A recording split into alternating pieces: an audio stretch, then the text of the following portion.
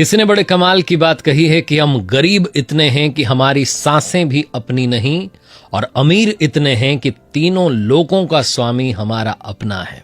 नमस्ते, मैं हूं आरजे कार्तिक, माय एफएम से एक बड़ी छोटी सी कहानी एक संत जी की, जो प्रतिदिन सुबह 4 बजे जागते थे, नाम जप करते थे, भगवान का नाम जपते थे, अपनी मस्ती में मगन रहते थे, किसी से कोई लेना देना नहीं।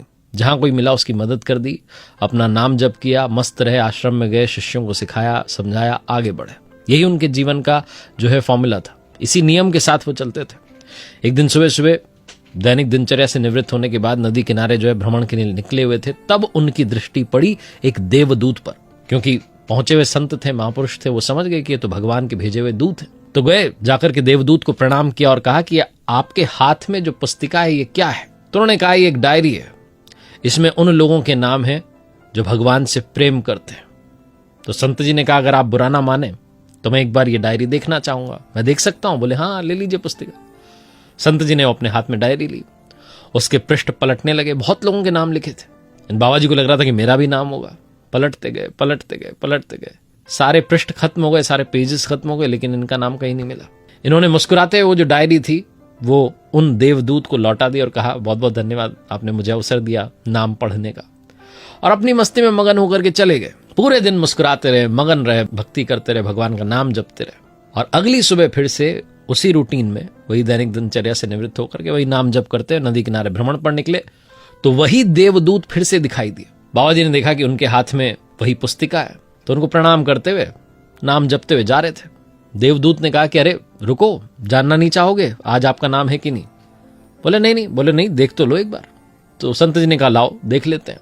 उन देवदूत से वो डायरी ली, उसे खोला तो पहले ही पृष्ठ पर सबसे ऊपर इन संत जी का नाम लिखा था। इन्होंने कहा कमाल है, भगवान के घर भी 2-2 डायरी है क्या? तो देवदूत मुस्कुराते हुए कहने लगे कि हाँ, भगवान के घर पर भी 2-2 डायरी है। कल जो डायरी थी, कल जो पुस्तिका लेकर आया था, उसमें उनके नाम थे जो भगवान से प्रेम करते हैं।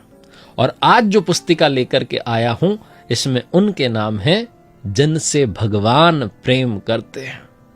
संत जी की आंखों में आंसू आते चले गए, रोना रोक नहीं पाए, वहीं प्रणाम करने लगे, भगवान से कहने लगे कि प्रभु, अगर कल मैं आपको कुछ कह देता, कल मैं निराश हो जाता, कल मैं उदास हो जाता, तो आज मेरा नाम इस डायरी में सबसे ऊपर थोड़ी ना होता।